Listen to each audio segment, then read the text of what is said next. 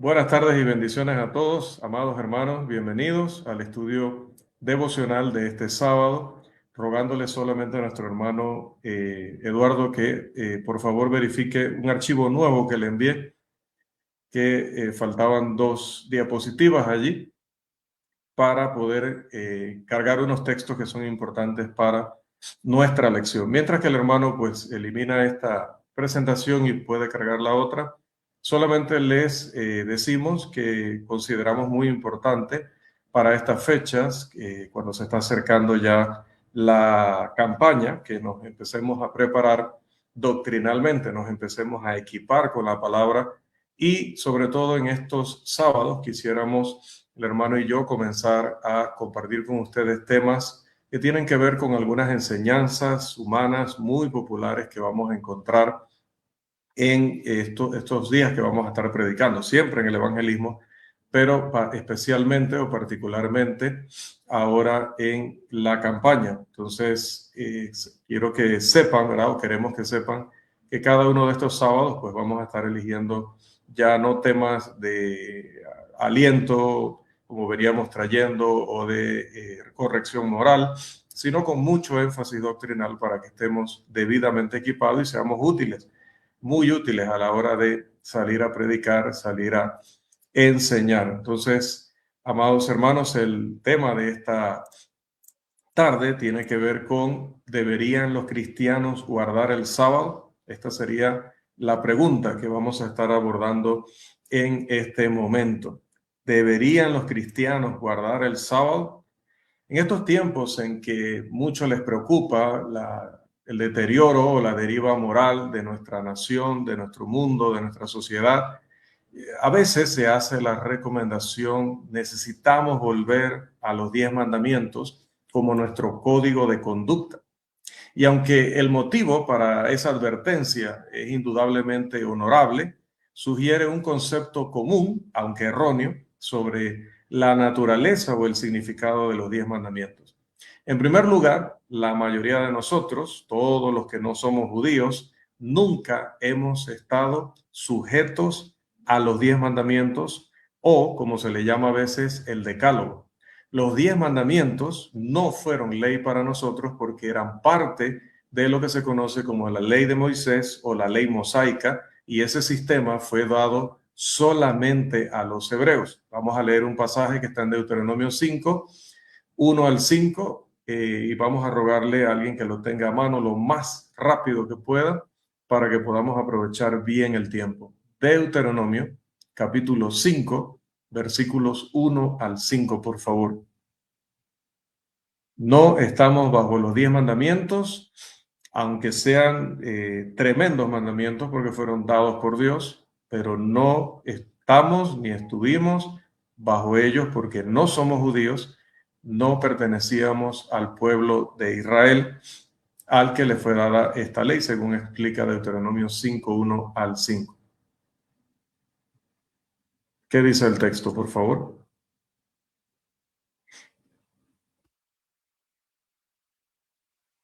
Deuteronomio 5, 1 al 5.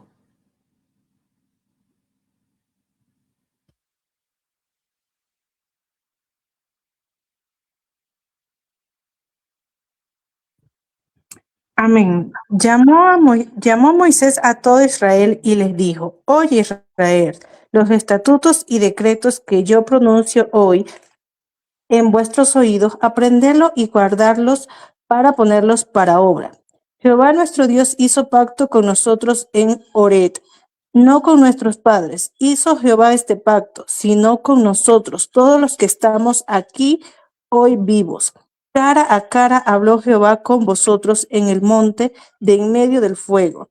Yo estaba entonces entre Jehová y vosotros para declararos la palabra de Jehová, porque vosotros tuvisteis temor del fuego y no subisteis al monte, dijo.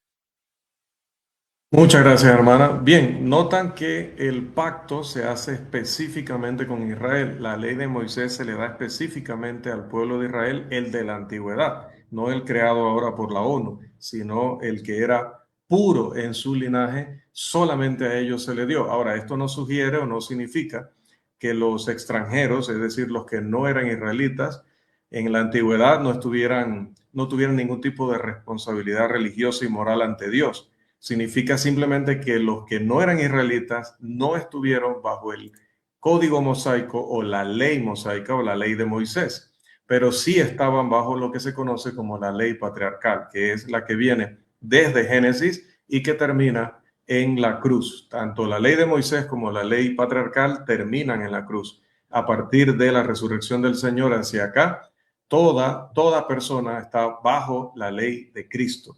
Entonces, nosotros que vivimos después de la resurrección del Señor, nunca estuvimos ni bajo la ley patriarcal ni bajo la ley de Moisés, sino bajo la ley de Cristo. Y las personas antes de la muerte de Cristo, desde que se dio la ley de Moisés hasta Cristo, solamente los israelitas estaban sujetos a la ley. Pero los demás, bueno, los demás estaban sujetos a la ley patriarcal, que era la que venía desde el Génesis. Aparte de eso, es un hecho lógico que si uno argumenta a favor de practicar ahora los 10 mandamientos, debe, si la persona es consistente, afirmar que todos los requisitos relacionados con el día de reposo o el sábado también serían obligatorios hoy. No es suficiente decir hay que guardar el sábado. Bueno, guardar el sábado significaría guardar todas las reglas relacionadas con el sábado o día de reposo. Bueno, esta interpretación de que sí hay que guardar los 10 mandamientos hoy lo dicen para poder practicar también lo del sábado. Esto es promovido por el grupo religioso conocido como, principalmente ellos, la Iglesia Adventista del Séptimo Día, pero también hay otros grupos, no solamente ellos, que practican esto de guardar el sábado parcialmente, y esto no está de acuerdo con la enseñanza bíblica. En esta lección deseamos mostrar 3 cosas. Primero, lo que enseñaba, lo que creía, lo que practicaba la iglesia del primer siglo, según primero fue instruida ella por los discípulos que eran inspirados por Dios. Y esa iglesia del primer siglo, como le llamamos a veces, esa iglesia primitiva o la primera iglesia, jamás guardó el sábado. En segundo lugar, las características únicas del sábado del Antiguo Testamento, y que esas características demuestran que no estaba diseñado para ser un requisito a cumplir fuera de Israel. Nunca fue diseñado para ser cumplido fuera de Israel y fuera de esa época.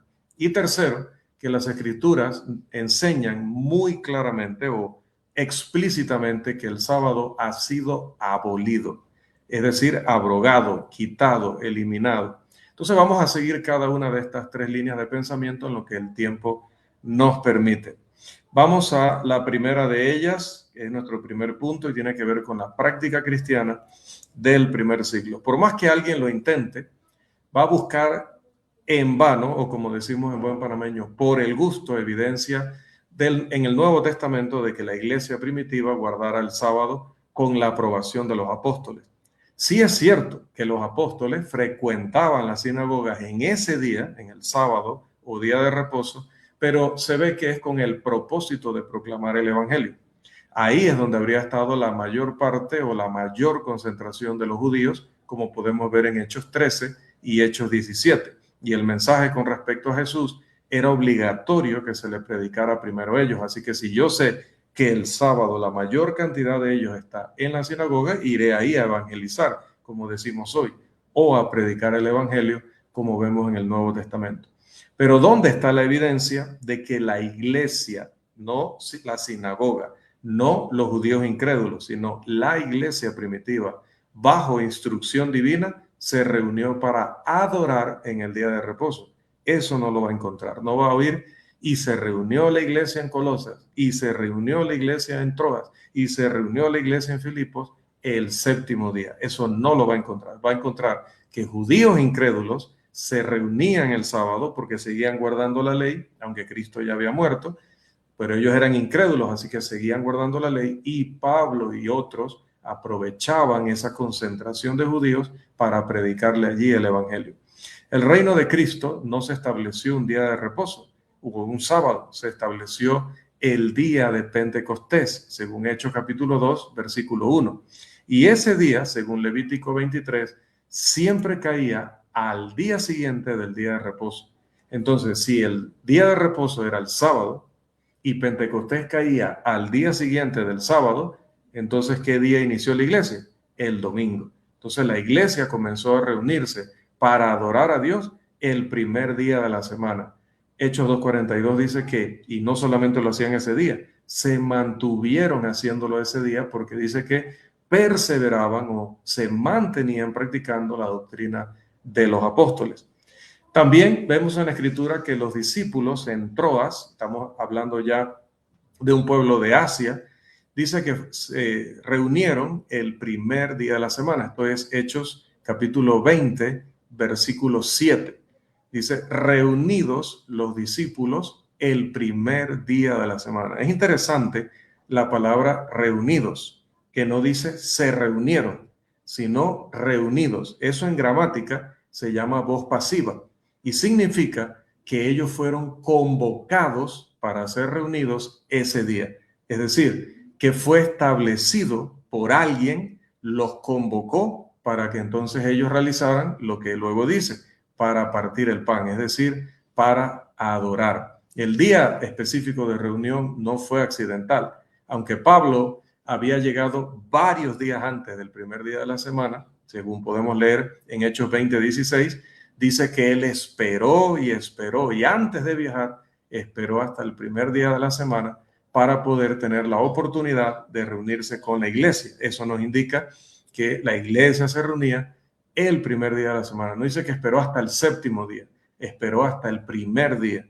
Y ese día la iglesia no se reunió simplemente porque quiso, se reunió porque recibieron la convocatoria de que era obligatorio reunirse ese día. Bien, los santos en Corinto también, si vamos a Primera de Corintios 16, 1 y 2, avanzamos allí en la diapositiva, por favor. Bueno, vamos a dejarlo allí en Apocalipsis 1:10, pero los santos en Corinto dice que también recogían la cena del Señor el primer día de la semana, Primera de Corintios 16:2. Creo que puse ese texto más adelante, allí está, cada primer día de cada semana, dice en el idioma original. Se oye más claro todavía porque en español dice el primer día de la semana o el primer día de cada semana, pero en el original tiene mucho énfasis y dice cada primer día de cada semana, para que no quedara duda alguna de que tiene que ser todos los domingos, todos y cada uno de los domingos del año. En ese día la iglesia se reúne y da la ofrenda, según 1 Corintios 16. Bien, ahora sí volvemos al texto que salió primero, que es Apocalipsis 1:10, y damos gracias ahí al departamento técnico que está muy atento. En la isla de Patmos, hoy sí tengo departamento técnico, Juan estaba, dice, en el Espíritu en el día del Señor.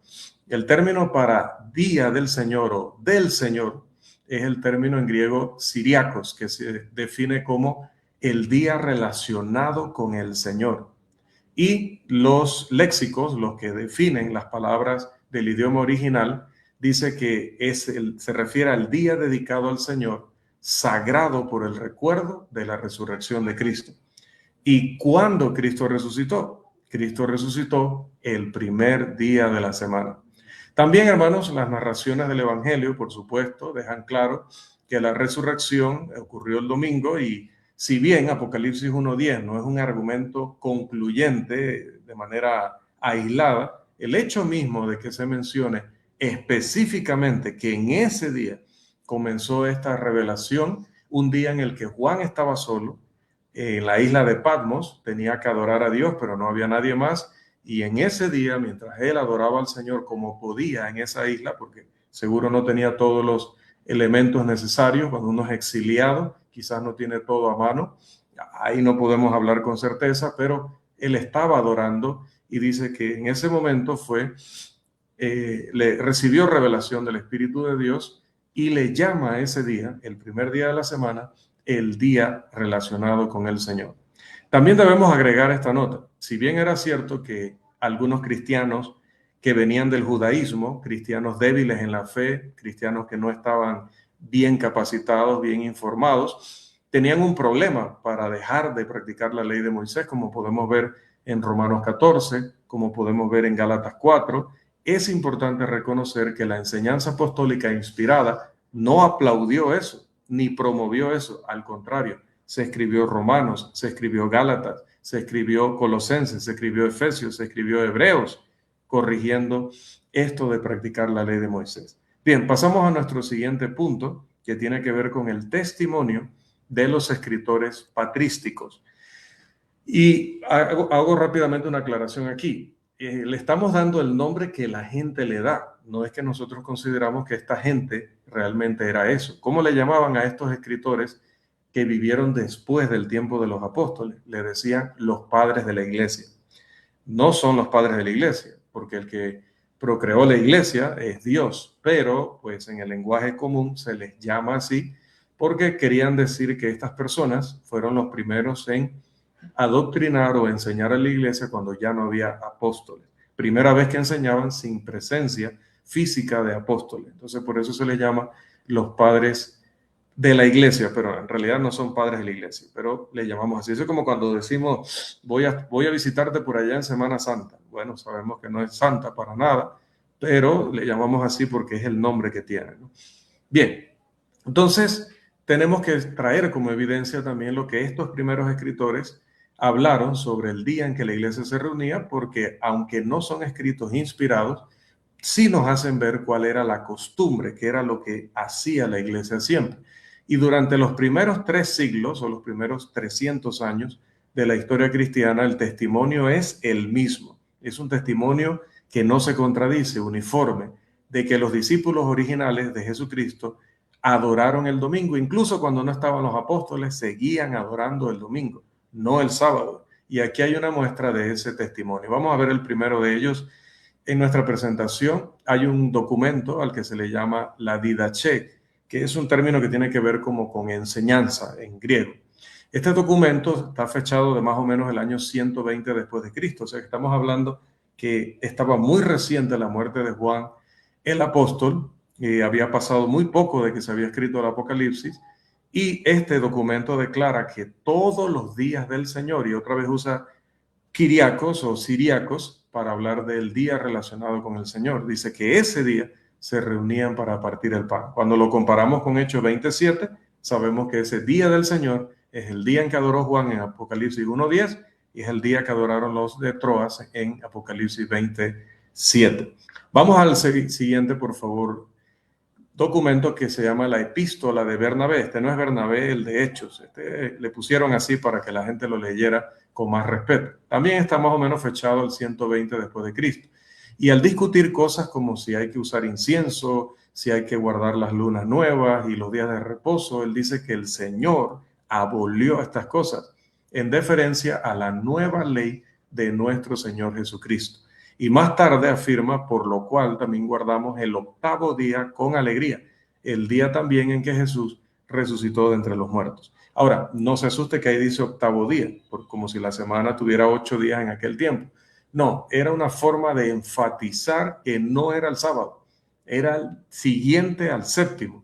Entonces, para que no hubiera duda, se decía el 8º día. Ese fue un lenguaje que se utilizó para ese tiempo. Tenemos el siguiente testimonio que es de otro escritor que se llama Justino Mártir. Mire que solo 20 años después declaró que el día llamado domingo los cristianos se reunían para adorar. Además declaró que este era el día en que Cristo resucitó de entre los muertos. Seguimos con otro testimonio que es el de Clemente de Alejandría. Escribe más o menos en el año 194 después de Cristo. Y él habló de aquel que guarda el día del Señor, Kiriakos nuevamente, como glorificando la resurrección del Señor en sí mismo. Otra vez, el día de la resurrección, ¿cuál fue? El domingo. Tenemos el siguiente testimonio, vamos muy rápido porque esto no es Biblia, son hechos históricos. Tertuliano, año 200 después de Cristo, argumentó que la antigua ley se había consumado, así que demuestra que la observancia del sábado era temporal. Y en otra parte dice que los sábados son extraños o raros para los cristianos y que ellos comparten juntos no el sábado, sino en el día del Señor. Tenemos el siguiente, que es Eusebio, que escribe en el 324 después de Cristo, conocido también como el padre de la historia de la iglesia. En este sentido quiere decir que fue el más grande historiador o el más grande registrando hechos de los primeros siglos sobre la iglesia, y él declaró que la observancia del sábado no pertenece a los cristianos. Por otra parte, afirmó que los cristianos celebran los días del Señor, Kiriakos, en conmemoración, dice, de su resurrección. Otra vez, cada vez que se hace énfasis en la resurrección, se está haciendo énfasis en el primer día de la semana. Y tenemos el último, ya como un resumen, que es el testimonio de Philip Schaff, que no salió el nombre allí en la diapositiva, pero es un famoso historiador moderno. Philip Schaff concluye, después de analizar toda la evidencia histórica, la observancia dominical universal, es decir, en todas partes, y sin contradicciones en el siglo II, solo puede explicarse por el hecho de que tuvo sus raíces en la práctica apostólica. No tiene sentido que todas las iglesias en todas partes estaban unidas en reunirse el domingo y no el sábado, y que eso fuera simplemente rebeldía. Si todas lo hacían, significa que estaban muy seguras de que así debía ser, y si estaban muy seguras, significa que así lo aprendieron de los apóstoles. Finalmente debemos hacer este comentario. Es incorrecto referirse al domingo como el sábado cristiano. No, porque el domingo no es día de reposo. El domingo es día de adoración. Cambia totalmente la naturaleza del día. No es día de reposo, es día del Señor. Eso significa que no debemos condenar a nadie porque por un policía, una enfermera tiene que trabajar un domingo, algún hermano muy eventualmente tiene que trabajar un domingo. No hay que señalarle como en pecado porque es que el domingo no se trabaja. No, eso es incorrecto. De hecho, los cristianos salían a las 5, 4 de la mañana a adorar y entraban a las 9 de la mañana a trabajar. Así que, adoraban de noche. Por ejemplo, en Troas, ustedes pueden ver que ellos no adoran en la mañana ni en el día. Adoraron de noche. Había muchas lámparas, dice, en el lugar iluminando. ¿Por qué estaban de noche? Porque primero trabajaron. Y Pablo no tuvo problema con eso, no les condenó por eso. Entonces, sí puede suceder que las personas trabajen ese día, aunque adoren también. Pero no es un sábado, no es un día de reposo. Ahora sí pasamos al siguiente punto, consideraciones del sábado del Antiguo Testamento. Es decir, ¿cómo era el sábado? Pues si la gente va a guardar el sábado, ¿cómo era el sábado? Para ver si es verdad que lo están guardando. Recuerden lo que decíamos el miércoles sobre el diezmo. A la gente, a los pastores les gusta guardar el diezmo, pero no les gusta respetar todas las reglas relacionadas con el diezmo. ¿Cuáles son esas reglas? Uno, estaba prohibido que fuera dinero. Hoy les gusta que sea dinero. 2, tenía que ser comida. Hoy no les gusta que sea comida. 3, tenía que compartirse con la viuda y el huérfano. Hoy no lo comparten con la viuda y el huérfano. 4, solamente se hacía una vez al año. Hoy no les gusta una vez al año, les gusta cada quincena. Cada 3 años era que le tocaba al ministro religioso, pero ahora les gusta cada semana. Entonces, eso hace que las personas digan que guardan una ley cuando en realidad no les interesa esa ley porque no respetan los reglamentos de esa ley. Lo mismo pasa con el día de reposo. Levantan una bandera de que guardan el día de reposo, pero en realidad no respetan esa ley si es que la quisieran guardar. Ya aclaramos que esa ley no tiene nada que ver con la iglesia, pero si fuera el caso que tuviera que ver con nosotros hoy, habría que guardarla con todo su reglamento y no es así. Primero, al considerar los requisitos del sábado o del día de reposo en la era del Antiguo Testamento, quizás sería útil señalar que no había solamente un día de reposo, es decir, el de los sábados, sino que había muchos días de reposo, además del séptimo día que los hebreos debían guardar. Por ejemplo, si usted lee en Levítico 19 y Levítico 26, notará que habla de mis días de reposo, porque no era solo el día de reposo semanal. Por ejemplo, hubo días de reposo adicionales en relación con los 5 festivales sagrados. ¿Sabe cuáles son los festivales sagrados? De aquel tiempo, ¿no? De la ley de Moisés, la Pascua, las primicias, de lo que leemos en Levítico 23, Levítico 24, 32, versículos 32 y 39, ¿verdad? Del 24. Los hebreos en realidad observaban 59 sábados cada año. 59 sábados. Además, dice la escritura que cada séptimo año se consideraba un año sabático, Levítico capítulo 25, y cada 50º año también era sabático, Levítico capítulo 25, 8 al 13. La tierra debía permanecer sin cultivar durante estos tiempos y todas las deudas debían ser canceladas. Deuteronomio 15:2. En un lapso entonces de 50 años, un hebreo que fuera fiel a la ley en un grado u otro, dependiendo del requisito específico de la ley, guardaría 5.830 sábados. Compare eso con el hecho de que los que hoy dicen guardar el sábado, en el mismo marco de tiempo, digo, de 50 años, manteniendo el sábado semanal solamente, estarían guardando 2.600 sábados. Por lo tanto, estarían pecando 3.230 veces, porque estarían dejando de guardar 3.230 sábados según el estándar divino del Antiguo Testamento. Segundo, como se señaló ya anteriormente, el sábado como requisito religioso estaba restringido a los judíos, no era parte de ningún pacto patriarcal. Tenemos allí el texto bíblico de Deuteronomio 5, 2 al 3. Como pueden ver, dice: Jehová nuestro Dios hizo pacto con nosotros. Está diciendo el autor en Deuteronomio, no en el tiempo del Nuevo Testamento. Y lo hizo en Horeb, no lo hizo en Panamá, lo hizo en Horeb. Y no con nuestros padres, dice, o sea, no estuvo Abraham sujeto al pacto de Moisés, no estuvo Jacob sujeto al pacto de Moisés, no tuvo Isaac sujeto al pacto de Moisés, Moisés ni siquiera había nacido. No con nuestros padres hizo Jehová este pacto, sino con nosotros, todos los que estamos aquí vivos hoy. ¿Quién queda vivo, hermanos, de aquel tiempo para decir, Dios hizo ese pacto conmigo, por lo tanto lo voy a guardar? Más bien fue una enseñanza dada para ellos en el Sinaí, como dice Nehemías en el capítulo 9 de su libro, y que sirvió, como vamos a ver en el siguiente pasaje en pantalla, Ezequiel 20:12, como una señal entre Israel y Dios. Dice: y les di también, nota el plural, mis días de reposo, para que fuesen señal entre mí y ellos, para que supiesen que yo soy Jehová, que los santifico. Por lo tanto, los gentiles, es decir, los que no eran israelitas, nunca estuvieron, ni están, ni han estado obligados a guardar el día de reposo.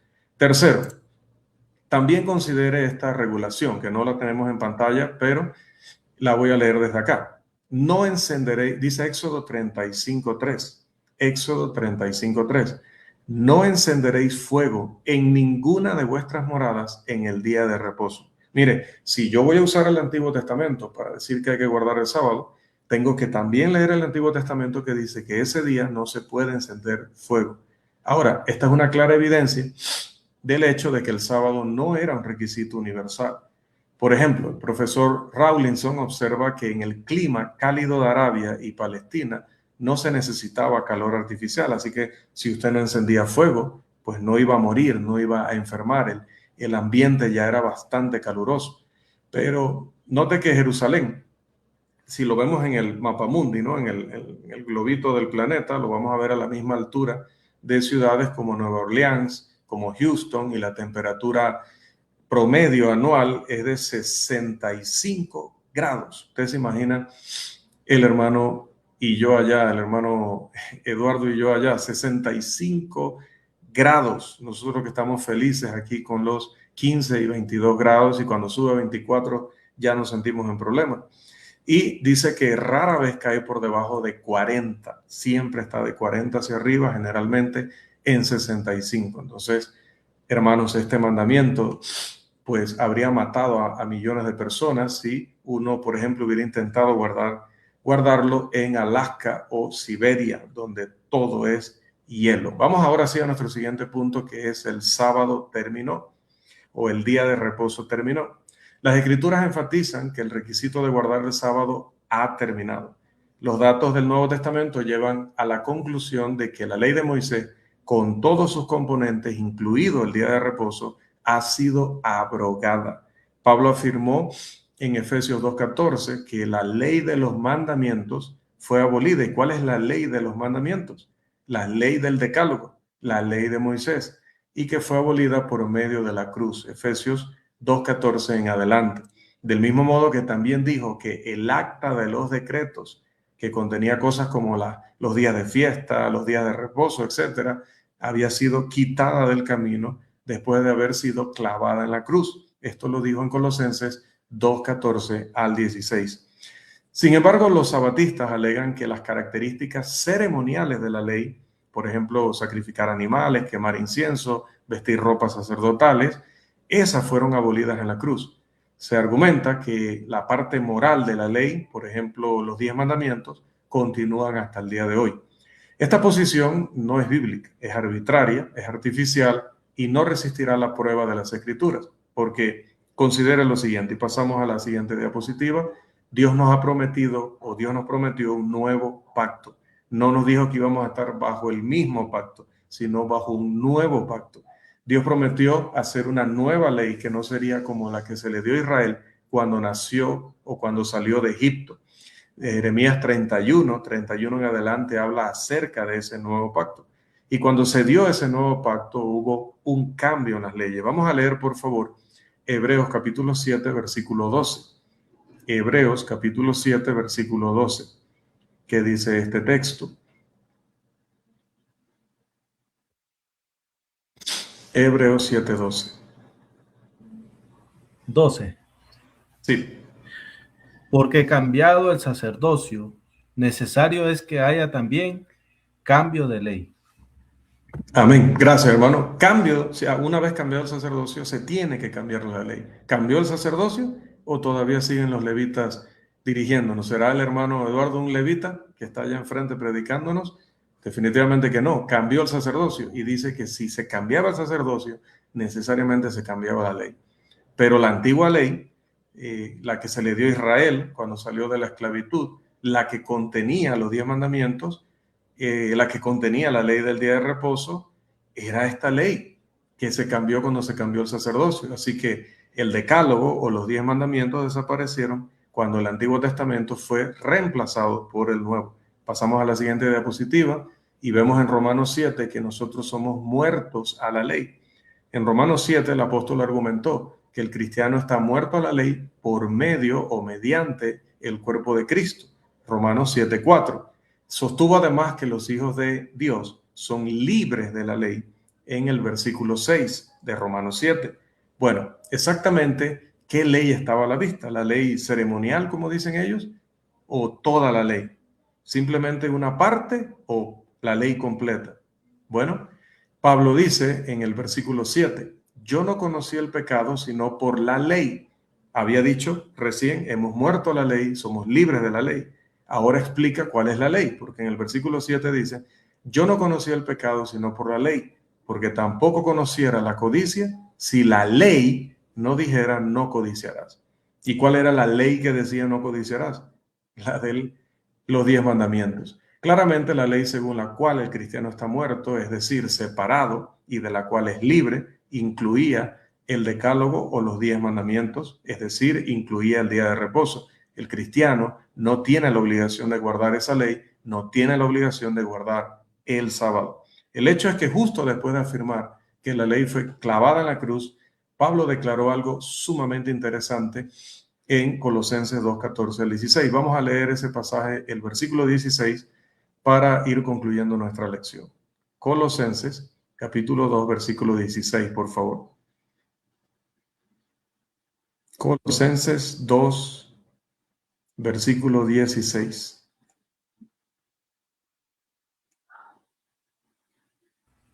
Amén.